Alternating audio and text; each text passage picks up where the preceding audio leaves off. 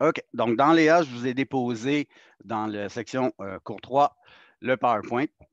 Encore une fois, un PowerPoint qui est complet parce qu'à mon avis, la section bloc, là, c'est vraiment un gros morceau dans notre quincaillerie d'AutoCAD. Donc, je tenais à faire en sorte que vous ayez des notes complètes. Oui, vous pouvez rajouter vos propres notes à ça aussi, c'est évident.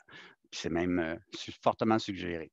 Je vous ai mis un exercice, plan exercice cours 3, donc un petit fichier CAD qu'on va aller voir ensemble. Puis je vous ai mis aussi exercice bloc dynamique.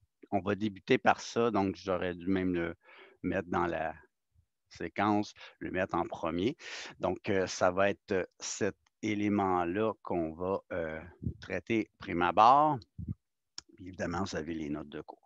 Donc, ces documents-là, je vais aller les ouvrir. Donc, exercice bloc dynamique. Je vous montre un petit peu ce que je veux qu'on traite là, dans nos blocs dynamiques, puis qu'est-ce qu'on peut faire avec nos différents blocs. Donc, je vous fais une petite démo, puis après ça, je vous montre comment le faire.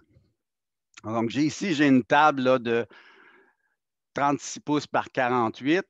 J'aimerais pouvoir utiliser ce même bloc-là et avoir plusieurs options, c'est-à-dire, j'aimerais ça que ma table puisse s'étirer. Donc, je veux pouvoir l'étirer à, exemple, 6 pouces de plus, donc avec des multiples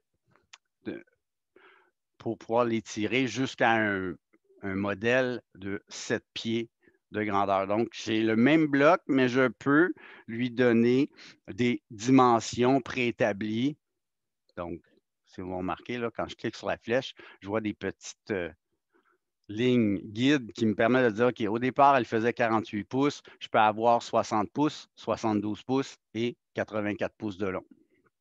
Donc ça me permet d'utiliser la même table, le même bloc, puis lui montrer, en fait, avoir les options pour pouvoir les tirer. Autre petit truc qu'on peut faire aussi là-dedans, c'est de donner des options.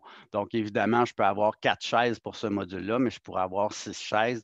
Est-ce que oui, ça marche? Oui, non? OK. Donc, on pourrait rajouter des chaises supplémentaires à ce moment-là par la suite. OK? Donc, là, mon petit bloc, je n'avais pas terminé de faire ma job, donc on ira voir comment créer la chose. Donc, ça, c'est des options qu'on peut faire. On a généré des petits fauteuils de même dimension. Donc, exemple, j'ai des fauteuils de 30 pouces. Donc, si j'en insère un, sympathique, c'est mon bloc, je peux l'insérer, parfait. Donc, je peux me faire des blocs pour mes différentes options, mais ce qui serait intéressant de faire, c'est de dire, OK, quand moi j'insère un bloc, c'est de pouvoir avoir l'option de changer son apparence sans même avoir à réinsérer le bloc. Donc, si mon client me dit, ah, finalement, moi, je vais avoir le modèle 3, ben, je peux facilement aller cliquer dans mon dessin puis juste afficher l'option que je veux avoir au lieu d'avoir à réinsérer chacun de mes blocs. Donc, ça, c'est un bloc qu'on appelle un bloc dynamique avec visibilité. Puis, on va voir comment on crée ce truc-là. Autre bloc dynamique, à peu près le même principe que notre table, mais peut-être encore plus utile quand il vient le temps de faire des fenêtres, par exemple. J'ai mon bloc que j'ai créé. On voit ici que son point d'ancrage, c'est le milieu, donc il peut s'insérer. Donc, je fais un exemple, je veux l'insérer dans une ouverture, au milieu de mon ouverture ici, par exemple. J'ai une grande baie vitrée, mais visuellement, moi, je n'ai pas pris de mesure, je ne sais pas quelle dimension elle fait, mais je peux, à l'aide de ma petite flèche, étirer mon bloc fenêtre pour l'amener aux dimensions que j'ai besoin. Donc, si je le copie ou je l'insère à nouveau, puis j'ai une autre fenestration plus petite. Donc, par exemple, je vais venir positionner mon bloc exactement à l'endroit où je veux l'avoir. Par exemple, c'est là. Je vois que ma fenêtre est trop grande, bien, je peux l'étirer au besoin en fonction de l'ouverture, la dimension que j'ai dans mon plan. Donc, ça va être hyper efficace, hyper pertinent de faire des fenêtres de cette façon-là. on sait qu'on va pouvoir mettre des couleurs aussi à l'intérieur de nos fenêtres. Donc, par exemple, la ligne qui est en rouge représente le cadre plus bas. Bien, dans mon bloc, je pourrais lui spécifier la couleur automatiquement. On sait que nos blocs sont créés sur le calque 0, mais on peut lui attribuer une propriété. De plus, si je l'insère sur le bon calque, par exemple, fenêtre extérieure, bien, il va prendre la valeur que j'ai demandée et les lignes qui étaient blanches vont devenir jaunes. Pourquoi? Parce que mon calque fenêtre est jaune et mes lignes de cadre vont rester rouges puisque dans mon bloc, je lui ai spécifié que je voulais avoir mes lignes en rouge. Donc, ça, c'est des options que j'aimerais qu'on fasse avec les blocs dynamiques. Et je vous montre comment faire la chose. Ma deuxième question, dans votre cours de projet résidentiel, est-ce que vous avez fait l'exercice à partir du plan? Je vais juste ouvrir mon plan. Okay. Ça. Est-ce que vous avez eu ça comme exercice 1 en projet résidentiel? Ce plan-là? Oui. Vous aviez fait une. Est-ce que c'est terminé cet exercice-là? Vous avez fait de la planification, j'imagine, là-dedans? Ben, je pense pas que ce soit terminé pour tout le monde parce qu'on n'est pas tous dans le même groupe. OK. Vous Mais avez quand même travaillé sur ce plan-là, oui. ouais, on l'a au moins vu. OK. Donc, moi, mon but ici, je vous remets le fond de plan. Donc, évidemment, tout est en blanc. Ça va être à nous de définir. Le premier exercice qu'on aura à faire là-dedans, c'est en fait de mettre les bons calques sur les éléments. Je vous ai mis les différents dessins qui étaient fournis avec le plan. Ben, l'idée ici, c'est de générer des blocs pour pouvoir les placer dans notre dessin par la suite sur les bons calques. Donc, une fois que vous allez avoir terminé votre planification dans votre cours de projet, ben, l'idée, c'est de venir positionner les éléments dans le plan au bon endroit. On pourra même en faire des captures d'écran si vous voulez l'utiliser. Donc, l'idée ici, là, c'est de pouvoir générer notre plan, mais quand on reçoit un fond de plan que ce soit d'une firme, d'un bureau externe, bien souvent, les calques ne nous correspondent pas aux nôtres. Donc, c'est le cas ici. Hein, tout est en blanc. Donc, je vous fais un exemple dans ce dessin-là. Vous aurez à dire, OK, ça, c'est mon mur extérieur, par exemple. Bien, on sait que nos calques dans notre projet, puisque j'ai mis le gabarit, hein, vous s'en faites pas, tous les calques sont à l'intérieur. Donc, principalement, l'enveloppe du bâtiment ou le plan comme tel, c'est de l'existant, donc mur extérieur. Je vais pouvoir mettre mes fenêtres sur les bons calques, etc. Donc, l'idée, là, comme exercice, c'est de vous amener à réfléchir sur quel calque on utilise pour faire nos éléments. Donc, c'est assez simple comme exercice. L'idée, c'est d'utiliser les calques qui correspondent. Donc, si j'ai des portes existantes, si j'ai des fenêtres, etc., je viens placer mes éléments sur les bons calques. Tout le plan, c'est de l'existant pour l'instant. Si vous rajoutez des murs, on verra, ce sera des nouveaux murs. Si vous n'en avez pas rajouté, à ce moment-là, on va juste positionner les éléments. Est-ce que vous aviez fait de la composition de cloisons là-dedans? Est-ce que vous avez placé des cloisons?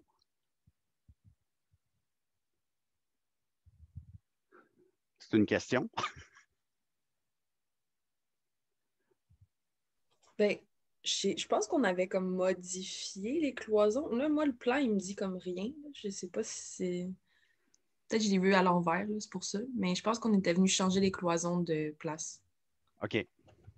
Donc, je pourrais prendre, quand je vais arrêter la démo tantôt, s'il y a une volontaire là, pour me montrer soit une image là, de ce que vous avez fait, j'aimerais ça voir le fond de plan, voir si c'est le même.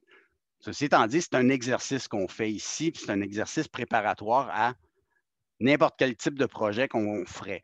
Même si vous n'avez pas utilisé ce plan-là, moi, ce qu'on va faire, dans le fond, c'est à tout le moins préparer la chose. Donc, placer nos calques, créer nos blocs. Donc, ça sera en étape 2, là, préparer la chose. OK? Donc, faites-vous-en pas. Si ce n'est pas tout à fait ce plan-là que vous avez utilisé ou si c'est celui-là, ben, on va s'ajuster. Faites-vous-en pas. Donc, moi, j'ai pris l'exercice 1 qu'on m'avait soumis. Si on changeait d'idée en cours de route, on va rectifier le tir. Faites-vous-en pas. L'idée de base reste la même, peu importe le type de projet qu'on fait. Donc, c'est un exercice formatif. Ne vous en faites pas. OK? Donc, est-ce que ça va? Donc, je vais ouvrir le fichier bloc dynamique que vous avez reçu là, dans Léa. Je vous ai mis les éléments de base pour générer prime abord les blocs et y ajouter nos paramètres dynamiques. OK? Je n'ai pas ouvert le PowerPoint. Ça, je vais vous laisser aller le lire par la suite. Moi, ce que je veux faire, c'est faire une démo. Puis après ça, on va travailler un petit peu différemment. Vous irez voir le PowerPoint par la suite, puis vous pourrez compléter les informations à l'intérieur s'il y a lieu. OK? Donc, je vais commencer avec la fenêtre, tiens. OK? On s'entend quand on dessine des fenêtres, ça peut être des fenêtres fixes, ça peut être des fenêtres abattantes, coulissantes, etc. Peu importe le type de fenêtre qu'on a, on va générer un bloc avec. Donc là, pour l'instant, graphiquement, j'ai ni plus ni moins que 3 rectangles. Donc, les rectangles de côté qui sont mon cadrage de fenêtre latérale, un rectangle pour faire mon vitrage au centre ici, puis les 2 lignes qui sont de chaque côté représentent en fait le cadre dans le bas de ma fenêtre, puisque ça, c'est une vue en plan. Est-ce que vous comprenez la représentation graphique de la fenêtre, tout le monde? Oui. Oui, excellent. Oui. Donc, quand on crée un bloc, toujours le calque 0, donc toutes mes lignes, je ne prends pas de chance, je vérifie, toutes mes lignes sont bien sur le calque 0, je les sélectionne, parfait. Je peux générer mon bloc, donc l'option bloc, P pour bloc. Je viens créer, en fait, lui donner le nom, donc ça va être une fenêtre. Je vais l'appeler fenêtre dynamique, puisqu'elle va comporter des paramètres, des actions dynamiques à l'intérieur. OK? Donc, je lui dis ici, fenêtre dynamique. Quand je choisis son point de départ, on l'a mentionné la semaine dernière, on va donner un point qui va être représentatif, qui va être utile quand je vais positionner ma fenêtre. Évidemment, ce point-là peut varier d'un bloc à l'autre, mais peut varier d'un projet à l'autre. Dans le cas présent, si je sais que moi, ma fenêtre, elle est centrée dans mon ouverture de mur, quand je vais prendre mon point de départ, je vais prendre le milieu de ma ligne ici. Donc, il va s'insérer dans le centre de mon ouverture, OK, quand je vais le positionner.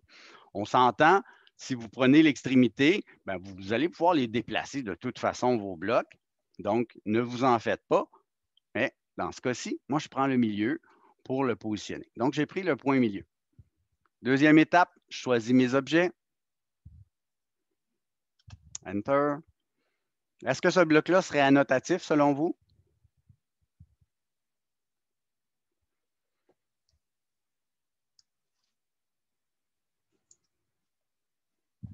Je n'ai pas de réponse. Personne n'a une idée?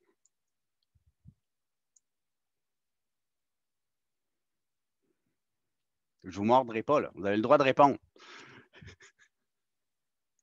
Non, je pense que non. Annotatif, c'est plus pour le texte. Exactement. Donc, l'annotatif va être pour les symboles graphiques. Ça ici, c'est vraiment un élément de composante de murs, de fenêtres, etc. Ces éléments-là sont toujours vraie grandeur. Donc, quand on fait un bloc, il faut se poser la question, est-ce que cet élément-là va grossir en fonction de mon échelle annotative? Eh bien, non, puisque ça constitue un élément qui va être positionné dans mon plan et c'est une composante du plan proprement dit. Versus un symbole graphique, je l'ai mentionné la semaine dernière, vous allez insérer éventuellement des prises de courant, des trucs, des symboles vraiment graphiques pour l'électricité, l'éclairage, etc., ou même des symboles qui seront munis de texte, comme votre collègue l'a mentionné, bien ça sera annotatif. OK? Pour tous les autres, meubles et toutes composantes qui vont être placer dans ma planification à titre d'éléments qui composent mon plan, bien ça, ce n'est pas annotatif. OK. Évidemment, on va autoriser la décomposition.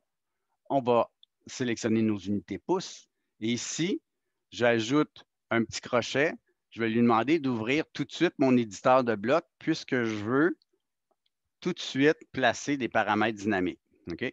Faites-vous-en pas. Si vous ne le cochez pas, vous allez pouvoir tout de même entrer dans l'éditeur de bloc pour aller rajouter la chose. OK? Je vais faire les deux exemples. Si je clique ici, ouvrir l'éditeur de bloc, automatiquement, ça m'amène dans l'interface de l'édition et ça me permet d'apporter les modifications dans mon bloc. Si jamais vous n'avez pas, je vais le fermer juste pour vous montrer. Si jamais vous n'avez pas cliqué ouvrir dans l'éditeur de bloc, le bloc va être créé à l'écran, vous le sélectionnez et bouton droit de souris, vous pouvez lui dire je vais aller dans l'éditeur de bloc. Donc, faites-vous-en pas si jamais vous ne l'avez pas coché.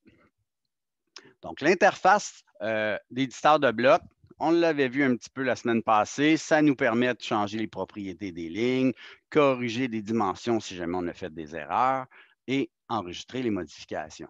Ce qui s'ajoute cette semaine, c'est en fait la palette ici d'outils pour les paramètres, les actions dynamiques qu'on peut rajouter à notre bloc. Avant même d'ajouter un paramètre à mon bloc, ce que je veux faire, c'est lui dire qu'il y a certaines lignes dans ce bloc-là qui vont devoir avoir une propriété différente, en l'occurrence, une couleur. Donc ici, si je clique dans Début, je suis bien sur le calque 0. Je vais lui mentionner quelle couleur je veux avoir. Donc, dans le cas présent, je vais mettre rouge. Et je peux même lui attribuer son épaisseur de trait tout de suite. OK? Donc, ce que ça fait, on pourra aller voir dans le gabarit, là, toutes les lignes qui sont en rouge, l'épaisseur, c'est 0.09. OK?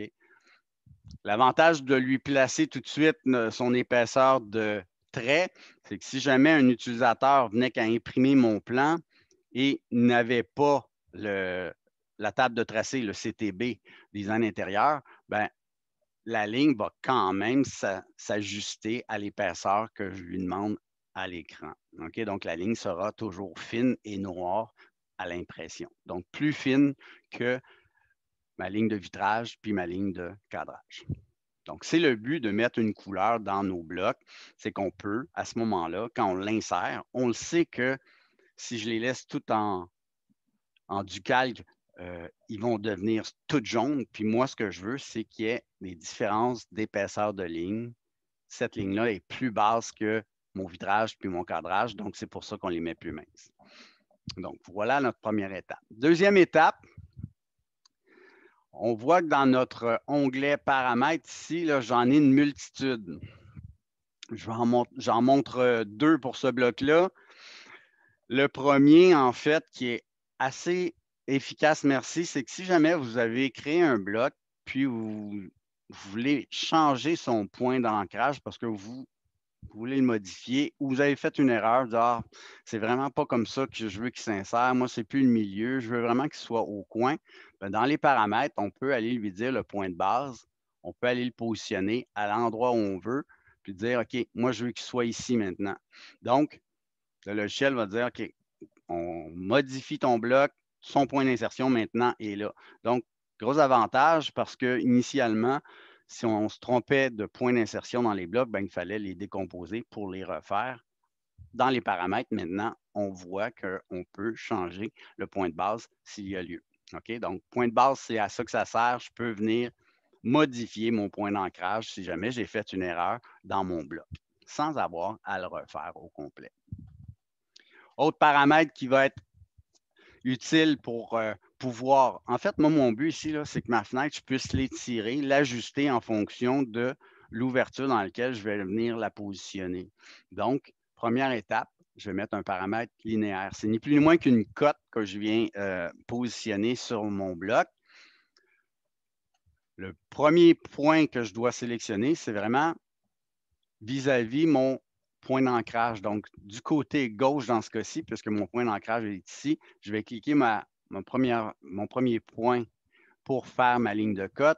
Deuxième point, l'autre extrémité et je viens positionner mon paramètre.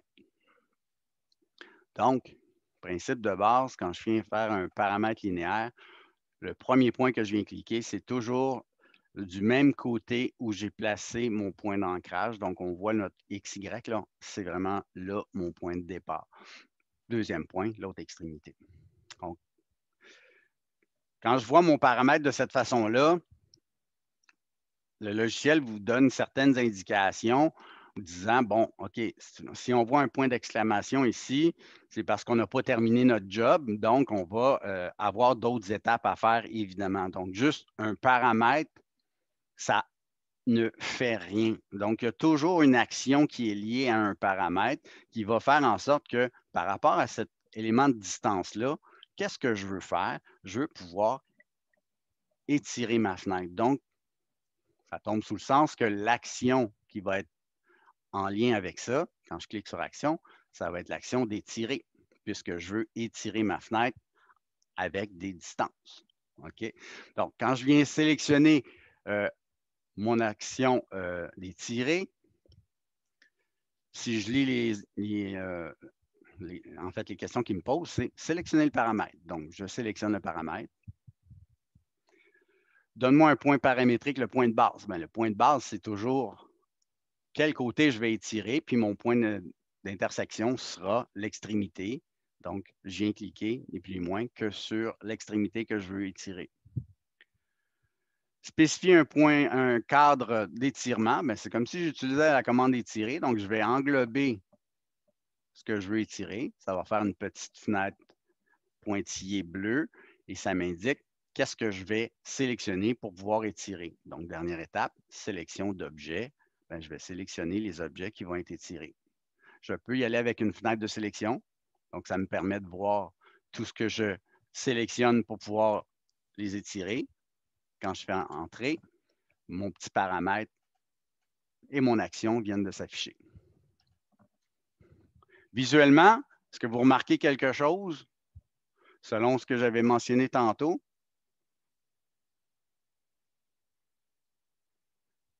Il y a encore le point d'exclamation. Exact. Donc, visuellement, là, je vois que je n'ai pas terminé ma job finalement.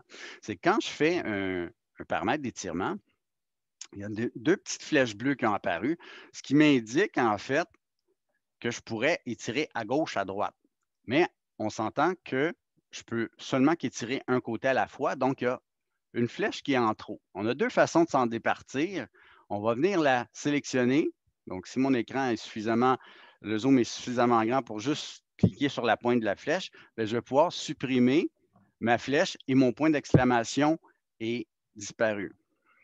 Si jamais vous n'arrivez pas à sélectionner que la flèche, faites attention, quand vous cliquez vraiment sur le X, il va enlever le paramètre. Donc, il faut vraiment cliquer juste sur la pointe de ma flèche. Autre truc pour éliminer, en fait, nos poignées d'ancrage, ça serait la suivante. Je sélectionne mon paramètre, bouton droit de souris, je vais activer mon tableau de propriété. Et dans ce tableau-là, je vais pouvoir aller lui dire le nombre de poignées que je veux. Donc, si je regarde dans mes propriétés, nombre de poignées, on me dit qu'il y en a 2 ici, je vais aller lui dire que j'en veux seulement qu'une. Donc, il va nécessairement supprimer la bonne. Pourquoi? Parce qu'on lui a dit que mon point paramétrique était de ce côté-là. Donc, d'emblée, il savait que celle-là, il fallait qu'il l'efface. Donc, deux façons de se départir de nos petites poignées d'ancrage, soit en la sélectionnant. Pourquoi je vous donne les deux trucs? C'est parce que plusieurs étudiants à l'usage, il y en avait qui avaient de la difficulté, soit par le zoom ou peu importe, ils n'arrivaient pas à sélectionner la flèche correctement, puis ils effaçaient systématiquement le paramètre à chaque fois, puis ils recommençaient à chaque fois. Donc, à l'aide du tableau des propriétés, ça réglait le problème pour certains, certaines. Donc, voilà pourquoi je vous donne ces deux méthodes. OK? Si j'ai terminé ma job de paramètre, là, je n'ai plus de point d'exclamation. Mon action, mon paramètre est affiché. J'ai changé mes couleurs.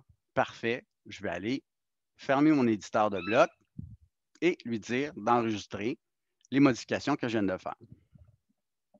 Mon bloc est fait. Si je clique maintenant dessus, j'ai une petite flèche qui apparaît puisqu'il y a un paramètre dynamique et je vais pouvoir l'étirer, l'ajuster en fonction de ce que je veux. Donc, ça veut dire que si à l'écran, j'ai une ligne repère qui est dessinée, ben, je vais pouvoir cliquer mon point d'arrivée, puis il va étirer ma fenêtre à la longueur que je veux en fonction de l'ouverture, en fonction des données de mon dessin. Donc, je peux ajouter des paramètres dynamiques à mon bloc qui vont me permettre de pouvoir l'étirer. Et l'autre avantage, comme je mentionnais tantôt, vous pouvez avoir une multitude de fenêtres comme ça dans votre projet. C'est le même bloc qu'on va utiliser tout le temps. Puis chacune d'entre elles sont indépendantes. Donc, je peux avoir une fenêtre de très petit format. C'est le même prix pour AutoCAD. Évidemment, ce n'est pas le même prix quand on les achète. Donc, je peux ajuster mon bloc en fonction de ce que j'ai besoin. Vous aurez compris que ce bloc-là, si je veux l'utiliser dans plusieurs projets, ben je peux toujours faire l'option W-bloc, sélectionner mon bloc fenêtre dynamique et l'envoyer dans ma librairie, comme on a fait la semaine dernière. C'était fait une librairie dans DAO2, donc je me suis fait une petite librairie de blocs, puis je peux l'envoyer là. Et maintenant, j'ai un bloc fenêtre dynamique dans mon répertoire de blocs que je vais pouvoir insérer dans n'importe quel projet. Donc, c'est de cette façon-là qu'on peut gagner du temps en cours de route pour faire nos différents plans. Est-ce que ça semble prometteur, la chose? Oui. Oui, excellent. Donc, ça, c'est un type de bloc qu'on peut composer quand on fait nos blocs dynamiques. Je vais utiliser les 3 éléments que j'ai ici. Donc, je vous ai mis en fait, ce ne sont pas des blocs. Je vais vous demander prime abord de vous générer un bloc avec ça pour faire un exemple. Donc, ça va être répétitif la chose, là, mais quand même. Fauteuil, tiens, je vais les appeler, comme je l'avais fait la semaine dernière, tiens, fauteuil C30. Si vous les avez déjà, on peut aller les rechercher, mais l'idée, là, c'est de s'habituer à faire nos blocs. Je vais donner toujours le même point d'ancrage pour chacun de mes blocs. Pourquoi? Parce que quand je vais les insérer, je veux qu'ils s'insèrent toujours par rapport au même point. Puis quand je vais faire mon regroupement de blocs, ben, ils ne vont pas se déplacer, ils vont toujours s'insérer par le même point. Donc, ça va être très efficace. Donc, je vais donner mon extrémité ici comme point de départ. Mon fauteuil est fait, c'est toujours pas annotatif. Dans ce cas-ci, je n'ai pas besoin d'ouvrir l'éditeur de blocs pour tout de suite. Puis je vais faire OK. Donc, j'ai mon premier bloc qui est fait. Je fais mon deuxième. Lui, il est rond. Il fait quand même 30 pouces. Mon point de départ, c'est le coin. Choix d'objet. Donc, le deuxième, là, même principe. Mon bloc est fait. Puis, le dernier, il y a les petits appuis-bras qui sont arrondis. J'aimerais ça avoir le même point d'ancrage ici. Donc, plusieurs façons de le faire. On peut se faire des petites lignes guides. Donc, je vais juste me faire une petite ligne guide pour me trouver le point d'ancrage qui sera le même point que pour mes autres fauteuils. Donc, j'ai tracé tout simplement les lignes pour qu'elles se croisent pour pouvoir déterminer mon point d'ancrage.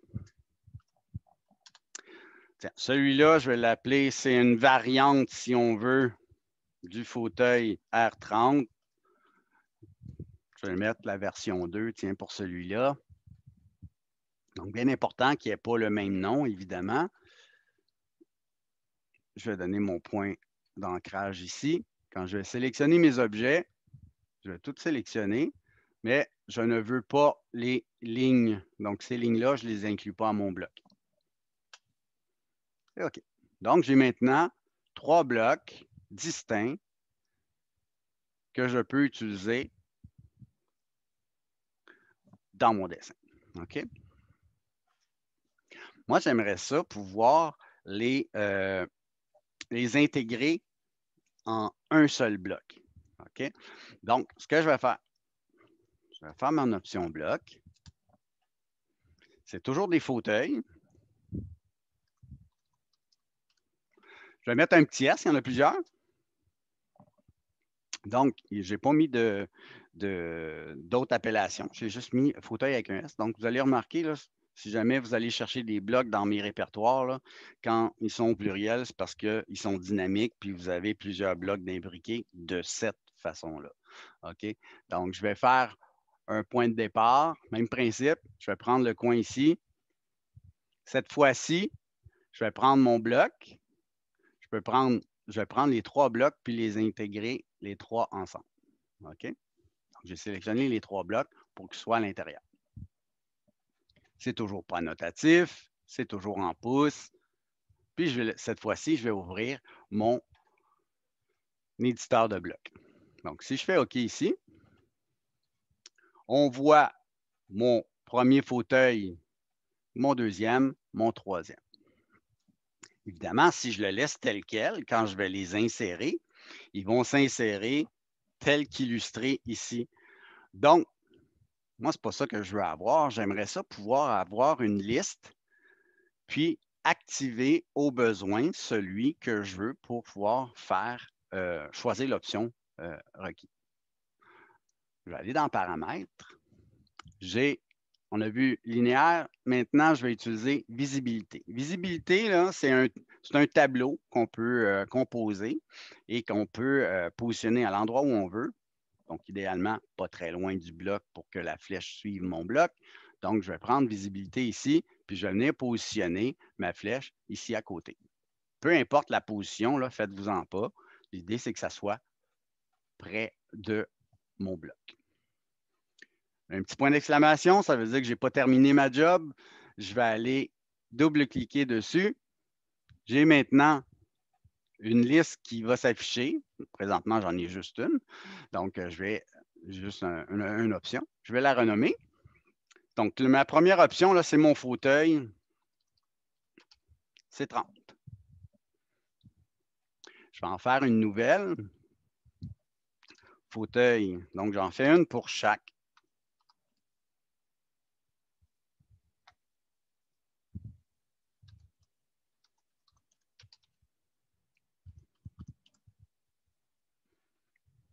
Donc, dans ma liste, j'aurai plusieurs options. Je vais faire OK. Ma liste est faite. Ça, c'est bien.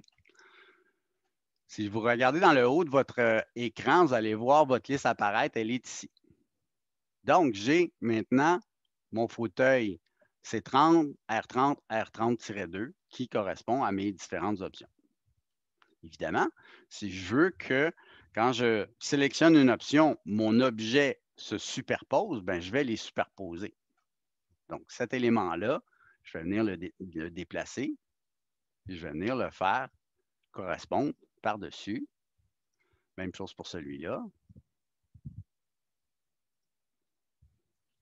Donc, j'ai maintenant 3 objets qui sont superposés. OK? C'est à moi de gérer ce que je veux illustrer dans chacune de mes options. Donc, par exemple, dans mon fauteuil C30, je peux très bien dire, ben, tout ce qui est arrondi, je ne veux pas le voir. Donc, je vais ici cliquer sur l'option masquer et je vais venir masquer ce que je ne veux pas voir là-dedans. Donc, visuellement, à l'écran, j'ai seulement que le fauteuil C30 qui est affiché. Donc, c'est à moi de sélectionner les éléments. C'est comme un calque, hein? On vient les allumer, les éteindre. Je vais activer mon R30. Donc, dans R30, on le sait que les appuis-bras arrondis, je ne veux pas le voir, puis celui qui est carré, je ne veux pas le voir non plus. Donc, je viens tout simplement masquer. Je peux y aller un à la fois là, pour y aller graduellement. Donc, je vais faire masquer. Masquer l'arrondi ici aussi. Je vais juste m'assurer que lui est bien disparu. Et je m'assure que l'option qui est sélectionnée est représentée à l'écran. OK? Donc, dans chacune de mes options, je m'assure que les éléments que je ne veux pas voir vont être masqués. Dans mon R32, c'est vraiment celui qui est complètement arrondi que je veux voir. Donc, on s'entend que celui qui est carré, je l'éteins. Puis, je vais masquer aussi celui qui n'est pas arrondi ici. Donc, si jamais vous avez fait une erreur, faites-vous-en pas. On peut retourner dans notre tableau, puis vérifier que chacune des options, on la sélectionne, puis là, il va nous montrer les différentes options. Si jamais vous avez fait une erreur, on a un autre petit onglet qui est hyper pratique. Donc, si jamais vous avez oublié d'afficher ou de masquer un élément, bien, on va pouvoir voir qu'est-ce qu'il y a de disponible en arrière-plan. Donc, le premier onglet qui est ici, mode de visibilité, va nous indiquer en plus pâle les éléments qui sont disponibles. Donc, si jamais vous avez fait une erreur, bien, vous allez pouvoir remasquer les éléments puis afficher celui que vous voulez. Donc, c'est à vous d'ajuster les éléments à voir. Si on a bien fait notre job, quand je vais enregistrer mon bloc, fauteuil, il est maintenant à l'écran. Donc, si je sélectionne, maintenant, je vais pouvoir sélectionner l'option que je veux.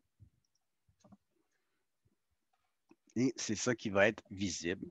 Et encore une fois, vous pouvez insérer plusieurs fois votre bloc dans votre dessin et chacun d'entre eux sont indépendants. Donc, vous allez pouvoir dire, ah, celui-là, finalement, je vais avoir le R30, celui-là, je vais avoir le C30. Donc, vous pouvez gérer l'info qui est visible à l'écran en fonction du bloc dynamique que vous avez sélectionné. Sympathique? À pratiquer, en tout cas. Est-ce que c'est possible de modifier le nom d'un bloc? Excuse-moi?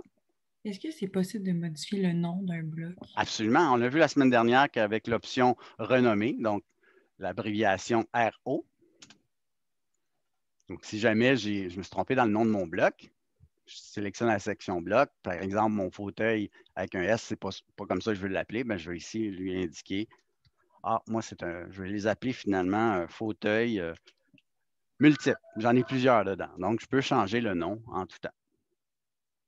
Parfait, merci. Fait? Autre question, commentaire par rapport à ça?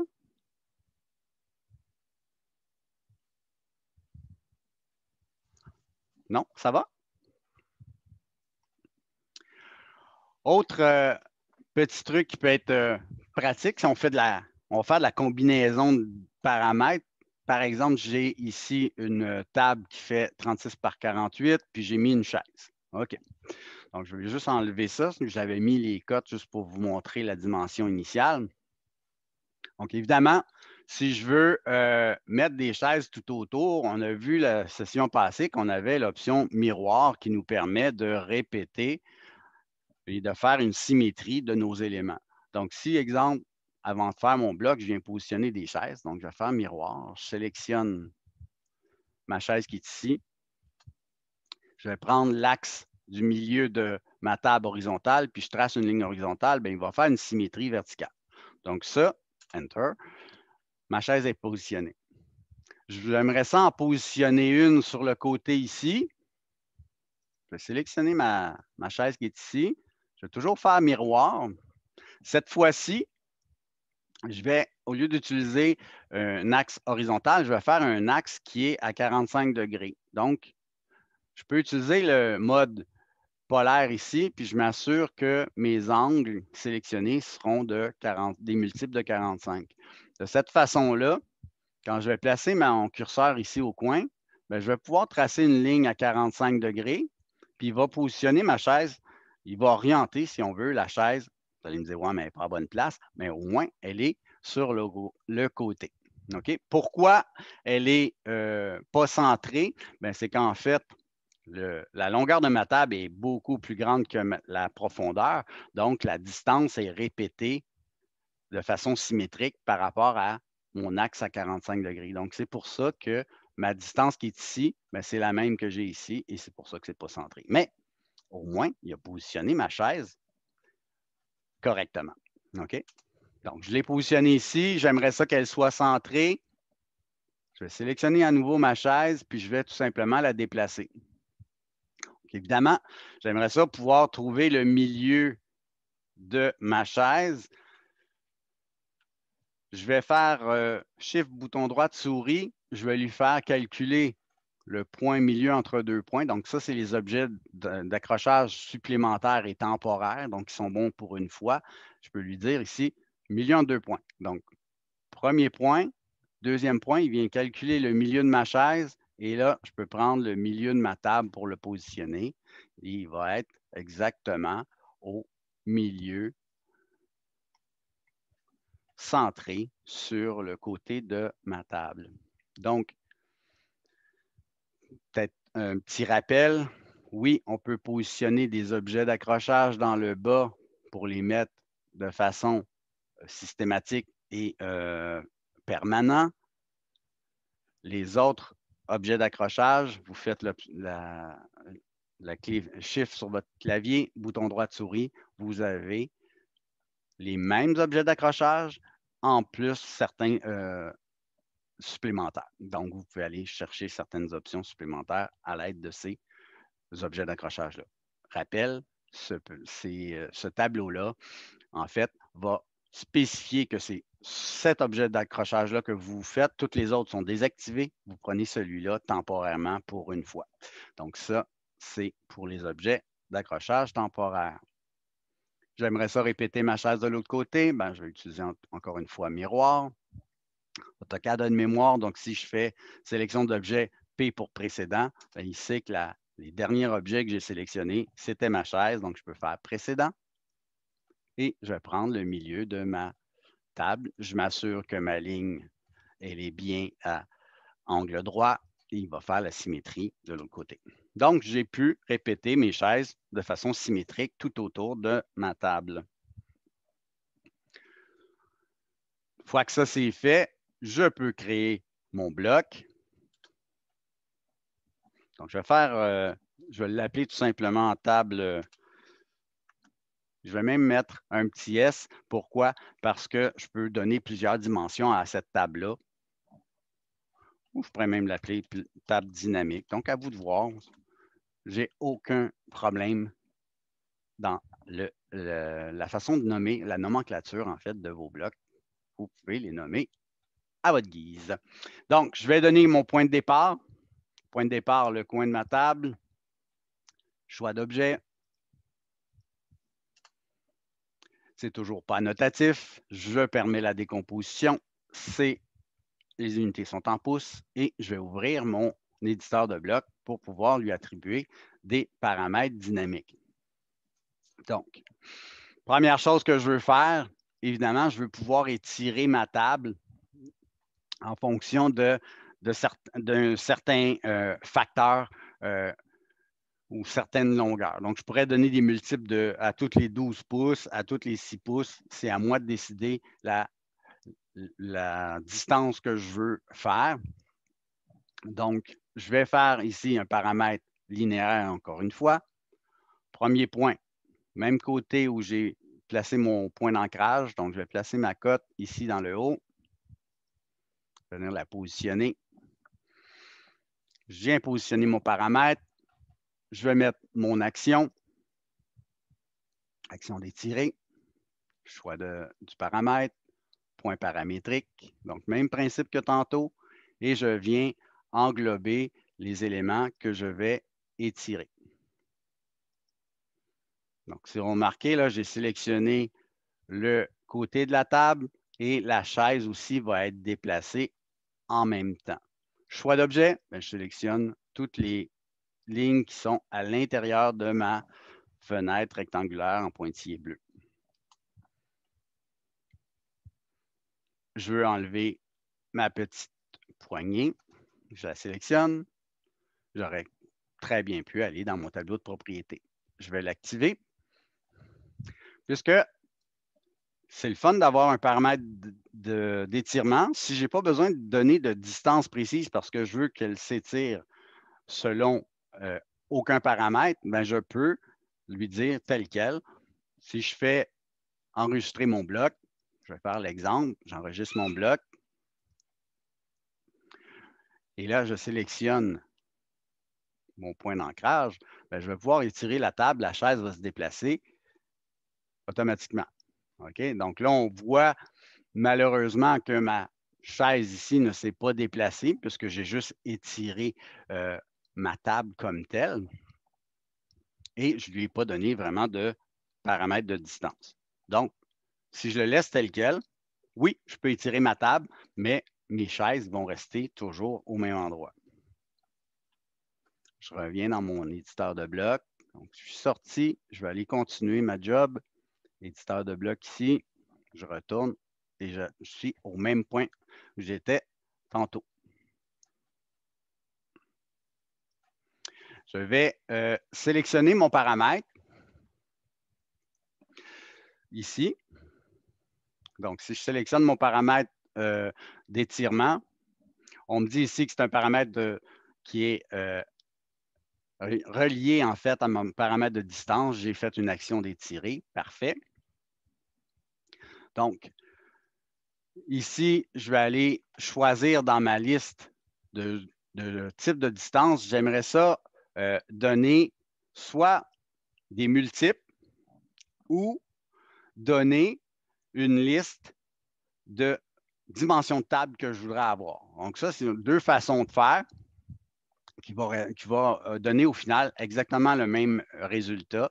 Donc, si, exemple, si je dis un incrément, je peux lui dire ici ma distance d'incrément, je vais pouvoir lui donner des multiples.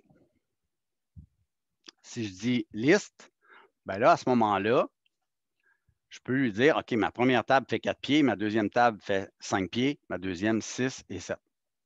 Donc, à nous de voir là, ce qu'on veut faire comme type d'option possible. Moi, je vais y aller avec liste. Pour dire ici, dans ma liste, bon, ma première table, effectivement, mesure 4 pieds. Ma deuxième table, j'aimerais ça l'avoir à 5 pieds, par exemple. 5 pieds. Je l'ajoute. J'aimerais ça ajouter aussi 6 pieds. Donc, j'ajoute toutes les valeurs que j'ai de besoin.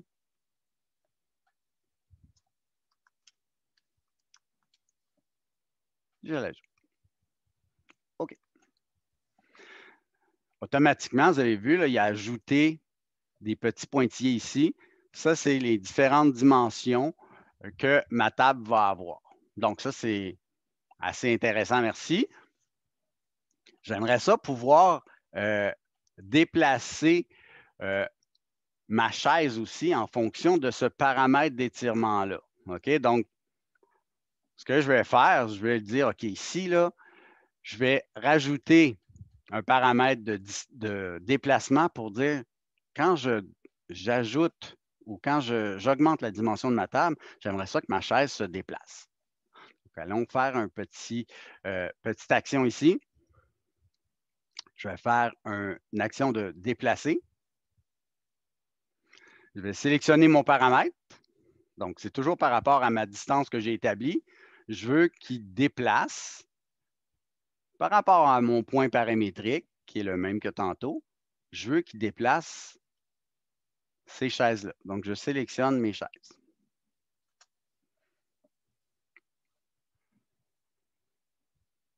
Est-ce que mon paramètre s'est ajouté? Oui, non, peut-être.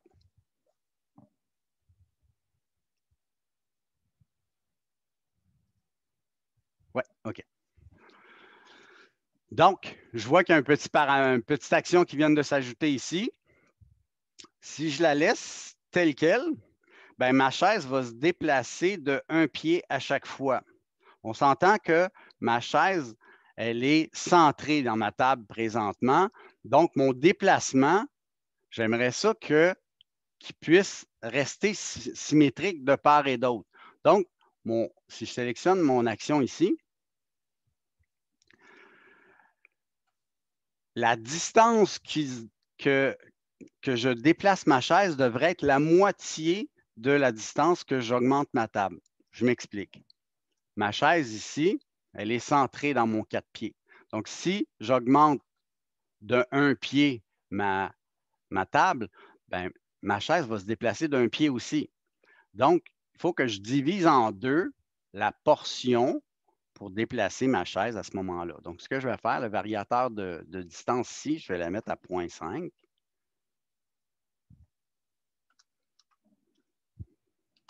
De cette façon-là, il va prendre ma distance que j'agrandis ma table, puis il va diviser par égal de chaque côté de ma chaise pour que ça reste toujours centré.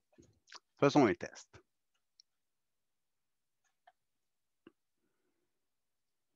Donc, je viens sélectionner ma table, je viens l'étirer. J'ai maintenant une table de 5 pieds. Ma chaise est toujours centrée. Et ainsi de suite. Donc, je peux, peu importe la dimension que j'ai étiré ma table, mes chaises restent toujours centrées. Donc, ça serait une autre façon de faire. Évidemment, on s'entend que si j'ai une table de 7 pieds, je pourrais rajouter des chaises. Bien là, à ce moment-là, je pourrais mettre un état de visibilité et dire, OK, moi, j'aimerais ça avoir 6 chaises dans cette longueur de table-là. Donc là, je pourrais rajouter un autre paramètre si je veux. Donc, c'est à l'infini, hein, ces éléments-là. Donc, je pourrais rajouter un état de visibilité. Donc, je rajoute un petit tableau. Celui-là, je vais l'appeler option 4 chaises. Je vais m'en faire un nouveau. Je vais l'appeler 6 chaises, option 6 chaises, par exemple. Et même chose que tantôt. À l'aide de mon élément qui est ici, je vais pouvoir afficher des chaises ou pas. OK? Donc, on s'entend là? Si j'ai une table de 7 pieds, je vais même me faire une petite ligne guide pour vous montrer. Là. Donc, je vais me tracer une ligne de 7 pieds. D'accord? Si je prends cette chaise-là, et celle-là aussi, je viens faire mon miroir par rapport au milieu de ma ligne de 7 pieds, puis je viens positionner d'autres chaises. Ma ligne guide, évidemment, je ne la veux pas. Bien, je pourrais, dans mon tableau de bloc, dire, j'ai l'option maintenant, j'ai 6 chaises, j'ai l'option 4 chaises, et là, à ce moment-là, pouvoir afficher le nombre de chaises que je veux selon la longueur de ma table. Bon, on s'entend que si j'ai une table de 4 pieds, je ne mettrai pas 6 chaises là-dessus, mais si j'ai une table de 7 pieds, je pourrais lui dire, ah, ben j'aimerais savoir mes 6 chaises, par exemple. Je ferme mon éditeur. Je sélectionne ma table. Elle est à 7 pieds. Parfait. Je veux avoir 6 chaises. Ah, évidemment, il a gardé l'ancienne chaise puis il les a réparties un petit peu différemment. C'est pas tout à fait ça que je veux. On peut aller éditer notre bloc, dire, ah, finalement, dans mon option 6 chaises, là, malheureusement, la chaise qui est ici, elle est centrée dans ma table. Elle a été déplacée avec mon paramètre. Ah, je ne la veux pas. OK, parfait. Je vais masquer ça.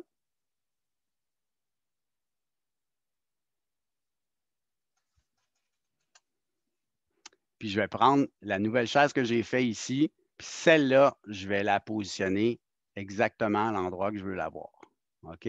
Donc, il ne faut pas oublier que les différents éléments qui constituent mon bloc sont liés aux paramètres. Donc, si la première série de chaises était déplacée par rapport à mon paramètre d'étirement, ben cette chaise-là, je ne veux pas l'avoir. Je vais en positionner d'autres pour pouvoir les placer exactement comme je veux. OK? Donc, je vais juste temporairement, là, juste vous montrer. Je peux venir positionner la chaise à l'endroit où je veux la voir. Et là, j'ai maintenant mes deux options disponibles. J'ai l'option 4 chaises. Parfait. Je peux étirer ma table en fonction de ce que j'ai besoin. Puis là, si je disais, j'aimerais savoir 6 chaises, bien, on s'aperçoit que ça ne rentre pas, évidemment. Donc, je ne peux pas prendre cette option-là pour ma table de 4 pieds. Donc, c'est juste des principes. On peut les appliquer selon les besoins qu'on a dans nos projets. Donc, paramètres dynamiques, je peux mettre des paramètres d'allongement, je peux mettre des paramètres de visibilité. Hein, on peut en tout temps gérer la visibilité de nos éléments sans même avoir à réinsérer des blocs. Donc, très avantageux de travailler avec les paramètres dynamiques. Vous en faites pas, il y en a une panoplie d'autres. On va en voir d'autres aussi. Je vous montre la base pour commencer. Je vais revenir à mon plan. Donc, l'idée, là, c'est de pouvoir appliquer ça dans nos projets, dans un exercice de plan, proprement dit. Puis c'est un exercice préparatoire. Là, puis on regardera votre plan si vous voulez. Là. Moi, mon but, là, on va en faire plusieurs de ces exercices-là. Puis l'idée, c'est que ça devienne instinctif, ça devienne rapide à faire. OK? Donc, premier exercice plan que je vous donne, qui soit orienté de la façon que vous l'avez dans vos cours, je n'ai aucun problème avec ça. Moi, l'exercice 1 est fait de cette façon-là. Je veux que vous puissiez rapidement aller positionner les éléments sur les bons calques, créer des blocs, puis venir les positionner où vous voulez dans votre plan. OK? Donc, cet exercice-là se veut préparatoire. Donc, l'exercice plan cours 3, vous allez voir, là, vous allez faire un zoom, vous allez me dire, ah, il y a un lit, il est immense. Ben oui, j'ai prévu le coup. Hein? J'en ai inséré un qui est en métrique. Je veux que vous le convertissiez. Donc, petit rappel par rapport à la semaine dernière, comment on ajuste nos blocs en fonction de l'échelle pied-pouce. Ben, voilà ce qu'on a à faire dans ce projet-là. OK? Donc, est-ce que vous vous rappelez comment convertir les éléments en pieds-pouces? Est-ce qu'il y a quelqu'un qui peut m'aider? Je ne m'en rappelle plus.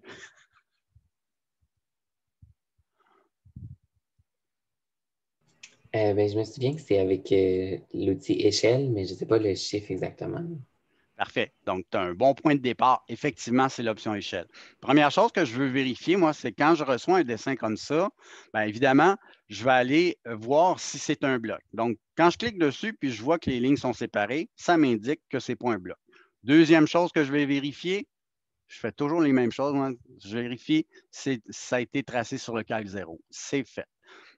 Je veux réduire ça en pouces puisque c'est en métrique maintenant. Le chiffre magique, c'est que 1 pouce égale 25,4. Donc, 25,4, c'est le facteur de réduction pour convertir de millimètres à pouces. OK?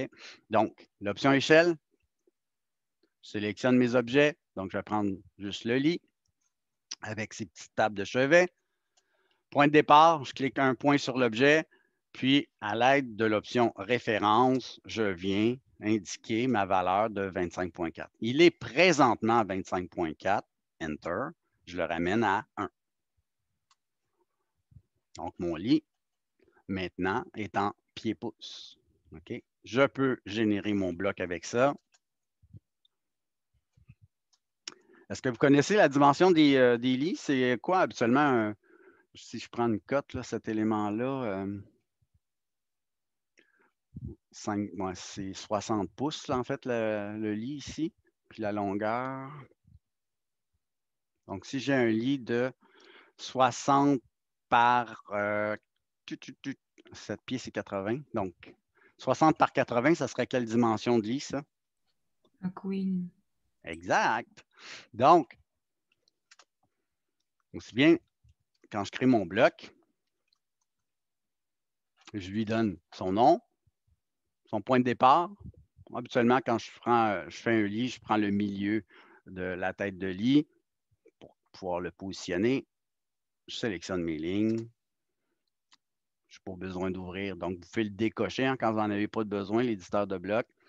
Et voilà. Mon bloc est fait. Je pourrais venir le positionner sur le bon calque, venir le positionner dans mon projet. OK? Donc, c'est le même principe pour tous les éléments qui sont en métrique, puis je veux les convertir en pieds-pouces. Tous les autres éléments sont déjà en pieds-pouces. C'est des lignes que vous générez les blocs selon la nomenclature que vous voulez. Donc, l'idée, c'est de créer les blocs pour pouvoir venir les positionner éventuellement dans le plan. OK? Donc, ça, c'est l'étape création de blocs.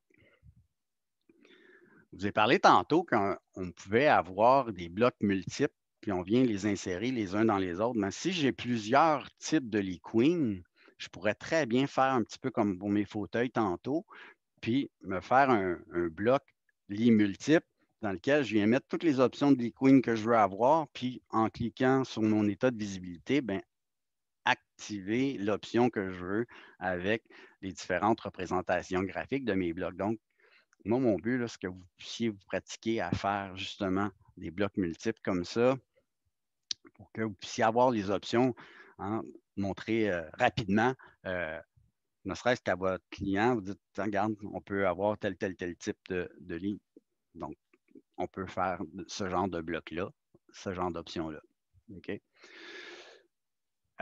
Deuxième étape, c'est de gérer nos calques dans notre dessin. Donc, évidemment, vous allez avoir à placer vos blocs fenêtres. Moi, ce que je vous dirais de pratiquer, en fait, c'est on a fait notre bloc fenêtre dans notre exercice de bloc dynamique tantôt. On l'a extrait dans notre répertoire, mais on peut venir le réinsérer dans ce fichier-là, puis là, venir insérer notre fenêtre sur le bon calque, fenêtre extérieure, puis venir tout simplement positionner notre fenêtre à l'endroit où on en a besoin.